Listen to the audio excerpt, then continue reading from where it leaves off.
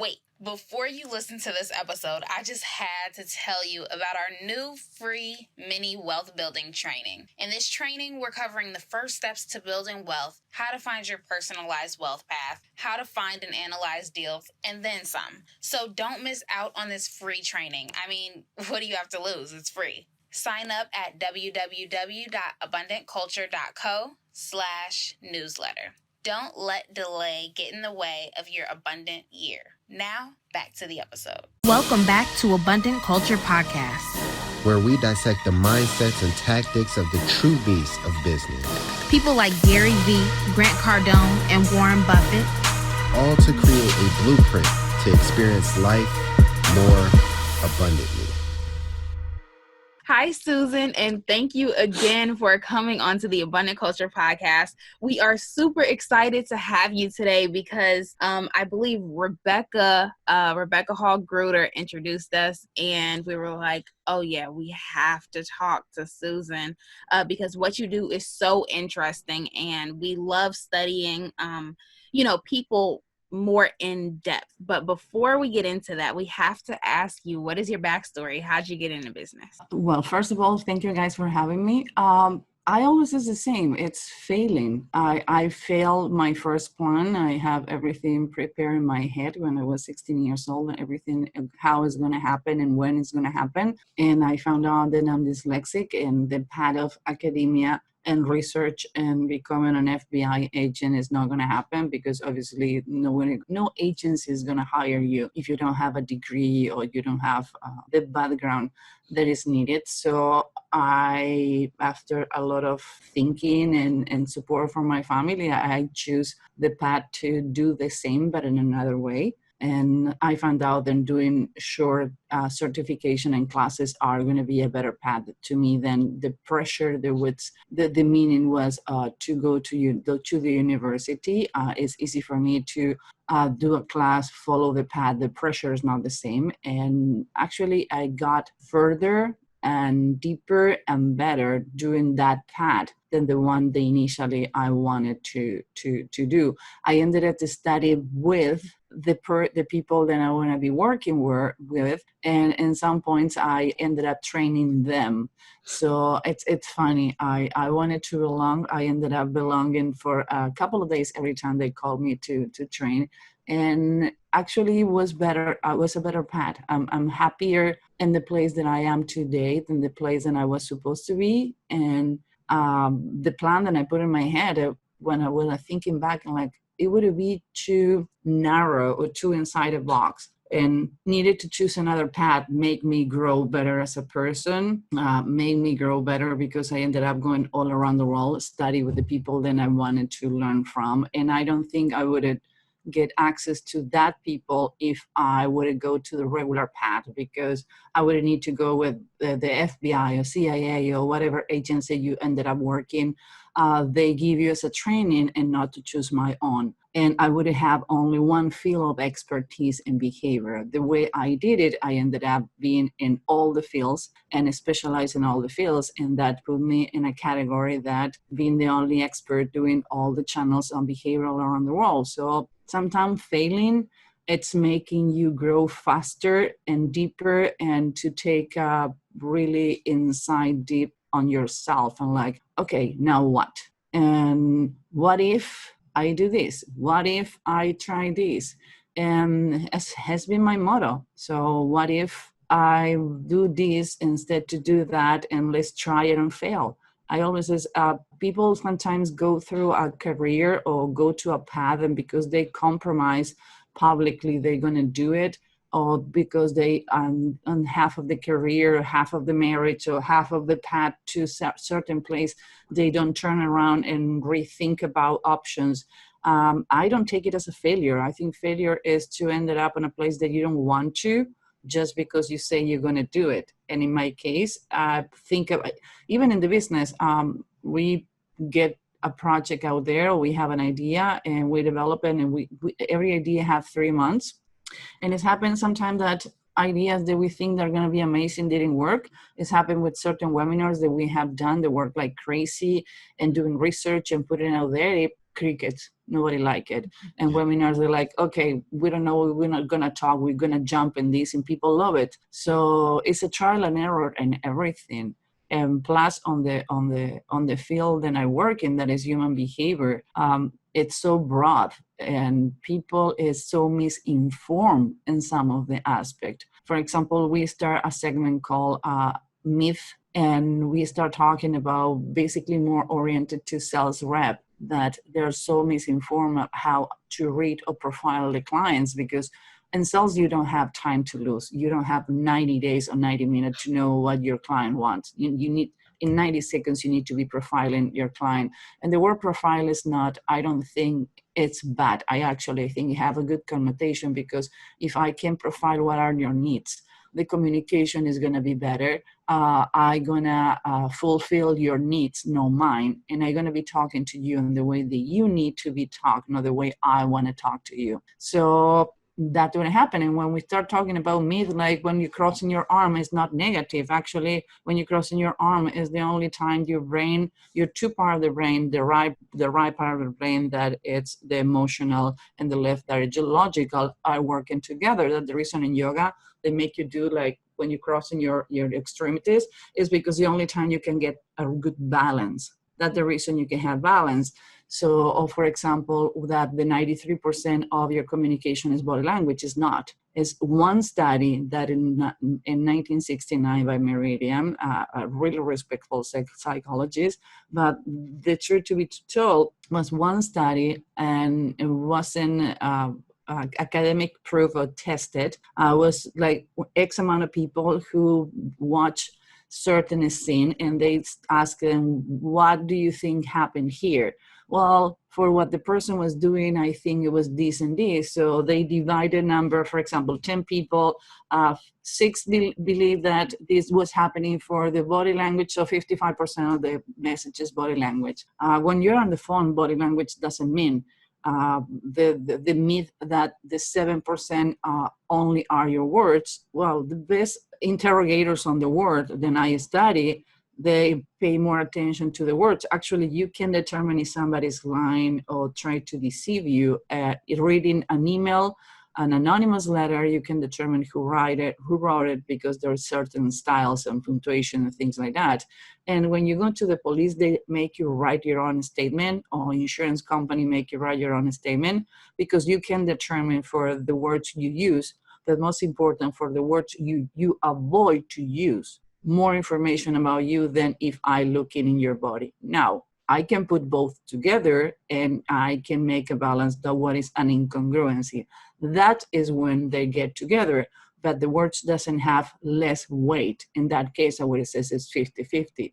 If I ask you what you want to do and you says, go for dinner. So 50% is your words saying, go for dinner. And the other 50% of your body saying, I don't know. Yeah. So yeah, I think I wouldn't get to the studies that I went, or the places that I went, if I wouldn't follow the right path. So happy to be where I am in the point of my life. That's awesome. Yeah. And the part about like asking somebody where they want to go eat and then them saying, I don't really know. I'm kind of used to that, dealing with her a lot of times. So I'll definitely need help on that one. Because she's a people pleaser, and she's the kind of person who can do the same thing every day without a problem. So she doesn't like a lot of changes, and you're more like, let's go and explore let's go to explore to, I don't know, Indian food today. And she's like, but I like the menu from Cheesecake Factory. And she doesn't go through all the menu. She's going to eat the same salad. Maybe she's going to add chicken. But you're more the explorer. She's like, okay, whatever you want, let's go. I don't know. Yeah, you follow.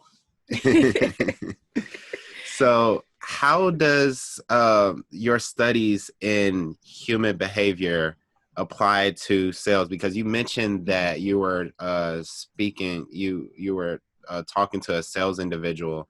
How does that really apply, and how do you really train salespeople in this human behavior that you studied for so long? The first thing that I teach them is like sometimes they ask me if I try to torture them or train them, because I show my students, and I do realtors and sales reps. The only difference when I train realtors is that a realtor need to learn how to read maybe more than one person at the same time, because you have either a family who goes to see a house, and not always the person who you're talking is the alpha or is the one that made the decisions. Maybe it's a young couple, is going to be one of the parents who you need to convince, or you need to be reading the other realtor or the person who does the mortgage. So you need to learn to do more personality and what we call trilogy, when you need to learn 3 or 4 things in one person at the time, put all the things together and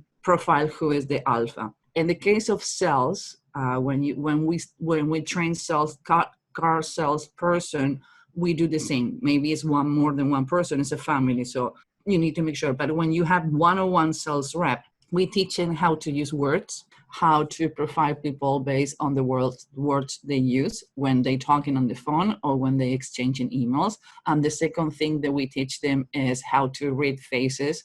We don't go to the deep hardcore face reading. Some people is like, oh, I'm afraid to take your class, it's going to be too dark, too deep. I don't know if I'm capable. Like, easy. We're going to show you 5 things. From the 235 that you can read in a face, we teach you 5. How you intake information, how to process, what are your spending habits, and if you are flashy or not, and if you're thinking outside the box and inside the box. So there are 5 things that you can learn, and usually in 3 hours you can leave the class knowing that. So the idea to train sales rep on that is that in 1 or 2 days, depending what is the company, or if the person is personal training, they can start reading themselves and reading others. And we do a lot of exercise. But the reason we show interrogation is because the first things I need to do when I have a sales rep team is like shake them and says,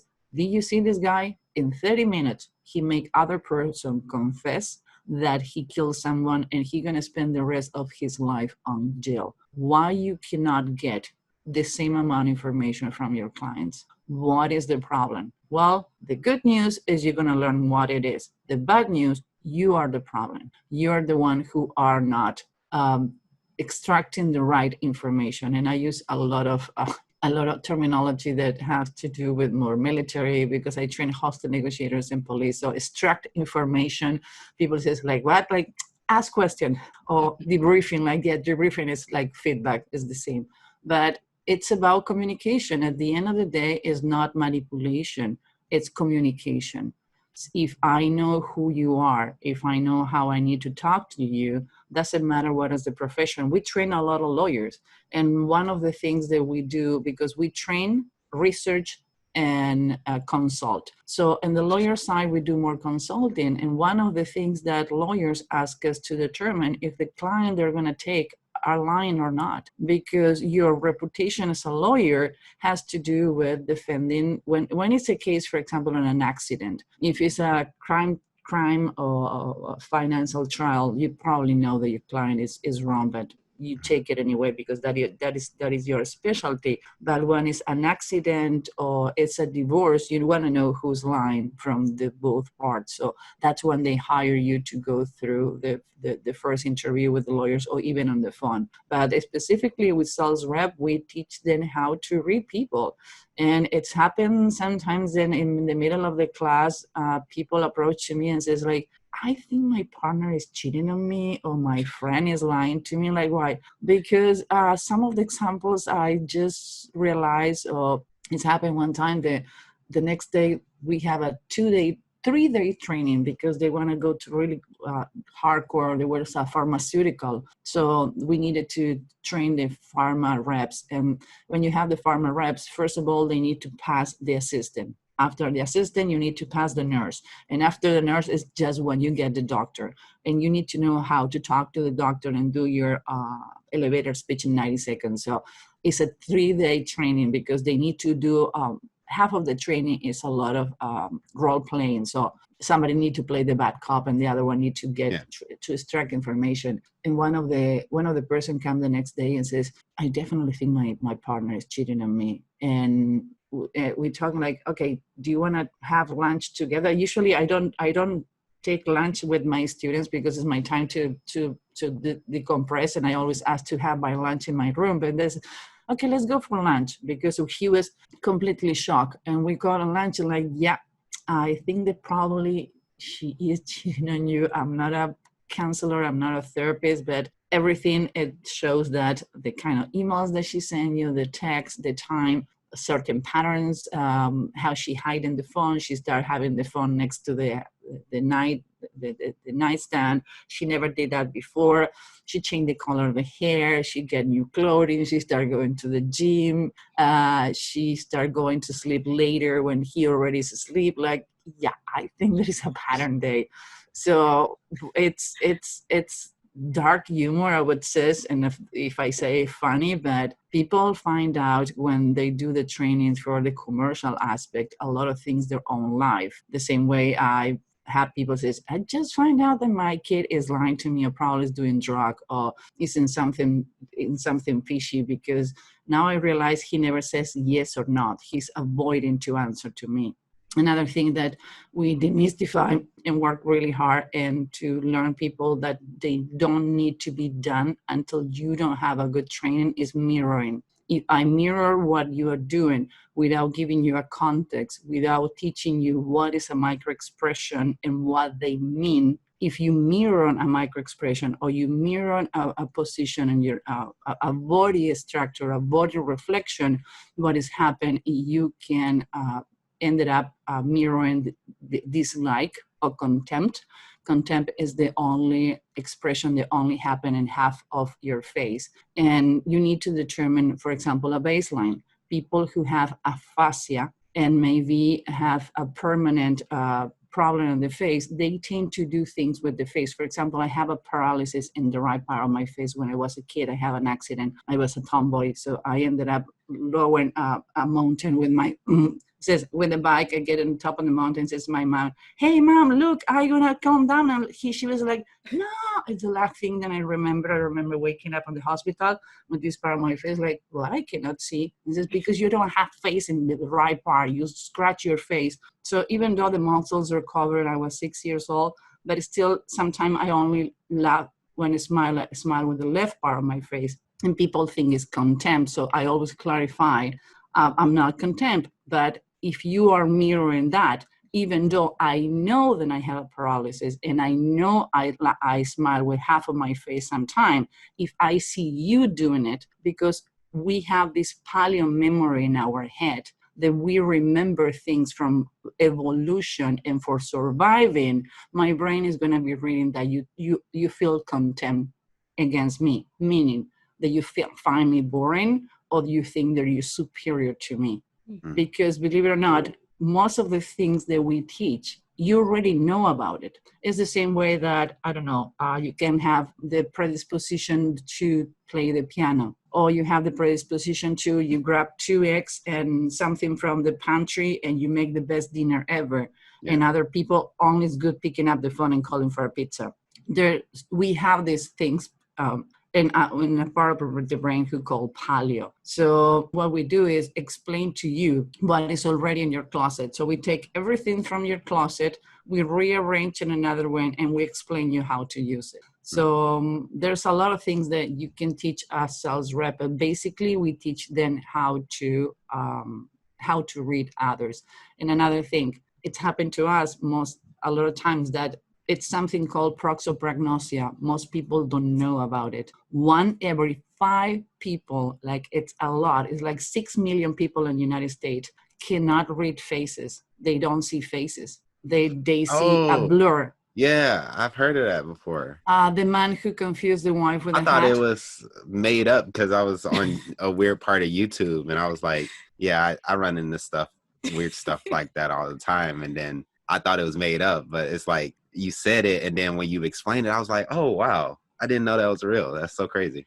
It's not only Israeli, it's 1 every 5 people. Actually was a start founded in 1947 by a doctor after people come back from the war, that some people cannot recognize faces. For example, they see a nose, they see a mouth, that the computer and the brain cannot code to put everything together and determine that is a face. And it's terrible because people cannot recognize the face. So we have been giving training to people in how to recognize and how to adapt, because 1 every 5, it's a lot of people, 6 million Americans. You have more people having proxopregnosia than people having autistic tendencies. So that's how danger is. Now they found out it has to do with a right part of the brain. So you either can be born with that you don't know you have it, because you think when you have born with certain thing, you believe that everybody's the same, like colorblind people. If I never see the color red, I don't know that exists until somebody says, do you see the red picture? Like, what is red? Now they understand. So we work a lot with people, helping them to identify people by the body and how to adapt to a normal life, because obviously they cannot work with anything has to do with faces. And it's have a case that we work with a doctor. She had proxopregnosia and was like, doc, how you doing? Like, well, the point is I am a general doctor, so I base my notes on the file on the patient. I don't remember the faces, and I tell my patients what is going on. So that was one of the most interested cases that I have worked, because I research every time that I talk to someone like that. And the other extreme, you have people who is super recognizers. They remember every face. Actually, they can see a picture of you when you was a baby, and when they see the picture, says, oh, this is Joseph. And like, how you know? Like, because my brain can codify it and I can do the augmentation on the aging on my brain. So behavioral is way more deeper and fascinated than most people think. There another problem is that people don't understand body language. They cannot code. They see, for example, a car coming to them and they cannot move. So they have problem with the moving and recognizing body language. So we have worked a lot helping people who have those things and how to adapt other part, because when you have one of the senses, it's diminished, another sense automatically wake up. That's the reason the people who, I don't know, doesn't have arm can ride with the feet. The people who's blind, they can smell people and recognize people even when you change perfume. Yeah. The same happened now that we have a mask society. We teach people how to read others with masks. And when you learn how to do it, actually, you are paying more attention to the face and more attention to certain expressions that you didn't see before, because more people freaked out for not to see your smile. And actually, smile doesn't happen in the mouth, happen on the eyes. Mm-hmm. Most of the micro expression happen on the eye. Actually, we are doing, at this point, the only study being done in the world is studying people with masks. So we have a part on our website. So whoever want to participate, the point is we need to make sure we never have seen you before without a mask, and sending a picture with a mask. And we're going to send a report, everything that we can see in your face. And until now, we are, from all the people who have said it, over the 95% of accuracy, sending report from people who we don't know. Wow. So the phase 2 is going to be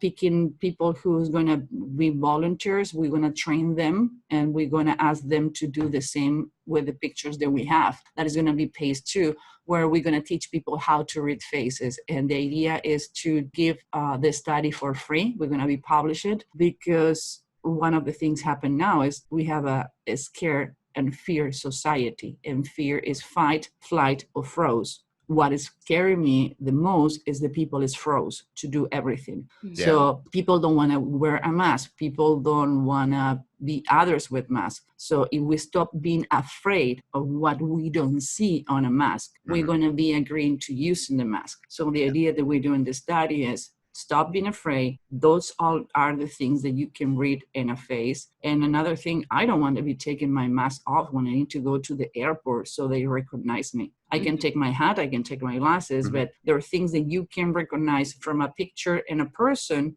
and reading a person when you are wearing a mask. So if I need to go to the hospital, to the airport, or go to the bank, I don't want to take my mask off. No, not even crazy. So we're doing the study. So everybody who want to participate, again, it's for free. You're going to have a complete report on your face. Just make sure to go to the website, follow the instructions. And we're super excited because nobody else is doing it. And all the study says that any AI machine who does facial recognition is going to take 18 months to do what a human can learn in 48 hours. Wow. Yeah, we are better. Actually, the Super Recognizer, it's a division of the Scotland Yard. They have around 160 people that have been tested and they can recognize faces. So when they have any kind of, when they need to recognize in a crowd a criminal, even though the criminal has been only identified or mugshot is showing the eyes, a human can recognize over 140 faces when a CCTV camera can only recognize 2 if you're wearing glasses or a hat. So humans are better than most machine recognizing others. The point is we are so worried about what AI is going to take away from us, instead to says like, oh, this is what I can take away from the AI because they cannot do it. Mm-hmm. Uh-huh. Yeah, that was, wow. So that was so much to unpack. Yeah, I know. I'm intense with information. I always all the same. So one of the questions I did have was you mentioned that like specific words is a way for people to like read others. Can you talk a little bit more about that? Like what words are those, or I don't know. When you're talking about words like when somebody talking to make sure that if they try to deceive you or things like that? Yes. Okay. I'm going to give you 2 examples with words. Remember that it says that mirroring someone physically is kind of suicide. There's another way you can mirror someone that is way more effective. It's more difficult to teach. That's the reason people don't teach it, but it's not difficult to learn because since you don't know it before, it's easy for you to learn it. The problem is when you learn it the other way. So for example, I want to ask each of you to ask me one question, and I want to show you how I'm going to mirror you with my answer. Ask me whatever question you want. What's your favorite color? My favorite color is black. I didn't say black. I says my favorite color is black because you says, what is your favorite color? I could say my favorite color is black, or black is my favorite color. That way I'm mirroring and using the same words. You don't do it in all the communication. You do it in certain points when A, I want to create rapport. B, when I want to do a first impression. C, when I on the point of selling or communication or relationship where I need a call of action. So we start feeling we. If we start talking like, oh my God, we both have a hat. So that's the first thing that we says when we both get in camera, like, oh, my hair doesn't have a camera ready day. And you says the same, like, oh, we are going to be wearing the hat. So now we feel that we are on the same path. We feel a connection. Maybe sounds silly, but those are the simple things who establish rapport in connection with others. So, for example, you Joseph, make me a question. What is your favorite clothing brand? Well, I don't wear a lot of clothing. I didn't give you the answer. Instead to mirroring that example I give Jasmine, I didn't give you an answer. So your brain, it's thinking that, oh, she doesn't like clothing or she doesn't have a brand. I didn't say that. I don't wear a lot of clothing or I don't shop a lot, but I didn't give you an answer. I didn't tell you a brand. I didn't say I don't follow brands. I didn't say Alexander McQueen is I love Alexander McQueen, but I cannot afford it. I don't like any brand in special. I got my t-shirts in Walmart. That would be an answer, but I avoided to give you an answer before. So Jasmine was the example how to mirror, and with you, I avoid to give an answer. Yeah. So there is not replacement for yes or no. You need to ask open questions that are questions that let me dig and know about you. And you have closed questions. Those are the one who you need call of action and you need to result. For example, if I ask you guys, do you like the beach? Yes. I do. Okay. I have only one word. It's nothing that I can know about you. But if I ask you, what is about the beach you like the most? The water. I mean, I just like the weather when I'm there, honestly. So now I know that you like warm weather. So probably you like take summers more on the water and the beach than the mountain, because you both mentioned that you like the water. So now I know a little more about you. It says usually when you going to the beach, you live near to the beach, or you going on vacation to the beach? We live near one, but we like to go on vacation to the cleaner beaches. So now I know that you are living in a place where it's maybe tend to be tropical. So if I'm trying to sell you anything, it need to be either to fix anything that has to do with tropical. If I'm selling clothing, if I'm selling a car, if I'm selling anything that you approach that I need to have gathering information. That is another way to profile someone. Making questions. Go in the intro. People. There's really different when you're going to, in America, they tend to go like, hey, how you doing? This is my demo. Like, wait a minute, you're going to give me a demo. You don't know what is my problem. When you go to Asia, they're like more polite. They talk to you and how you doing, how you not doing. Europeans are the same way. Americans like, doom, let's go to talk to business. Or sometimes people send me approach on LinkedIn. Hey, who's your editor in Forbes? Like, hello, I don't know who you are. And you asking me to give you my personal information and who's my editor and this and that. I'm like, okay, who training you? Can you give me the phone number? Like, hello, we're not even in contact in LinkedIn. I want to make a discovery call to show you my product. First of all, what is your product? Second of all, I don't have half an hour to go with you. Like I haven't had one weekend off in 5 months. You really think I have 45 minutes to go to a product that I don't know what it is? They jump on the video and like, okay, we have 20 minutes to go to the demo. Like, why don't you ask me what I need from your product? I don't want to know everything. I just have these 2 questions. Oh, you have questions? Like, yeah. Oh, but I have the demo ready. Like, I don't want the demo. I want you to answer me to these 2 questions. Like, when I wasn't ready, because you never asked me. When I asked for information, they send me a link to do a demo. That's the problem with sales. They don't do the questions. We couldn't have fixed that in a short phone call, not to do a video call. Then I'm burned out. I cannot have more video calls. For me, it's too much. For most people, 70 to 80% of the people is panic to public speaking. This is worse because you see yourself all the time. So it would be easy, more practical, and more suitable for both to have say time. So now I really predisposed with that sales rep with the product because the approach was wrong. He shouldn't have asked me questions and to know me better and go deeper. And once you have that, it's the next one. What is your call of action? And that's where you need to start really paying attention to the words. It's like when you're planning to make the purchase. Well, I need to talk to my boss. He make the decision. So you was talking 2 hours with a person who doesn't make the decisions. That's the worst mistake you can do. When you are talking with someone, plus in a company, when is one is B2C, business to customer, it's easy because you know the customer is approaching you. But when it's B2B, maybe you're not talking with the right person and you burn 2 hours of communication. So one of my first questions is like, how many times you have hired someone to do training with your team? Like, oh, never. I just collected information to talk to my manager. Great.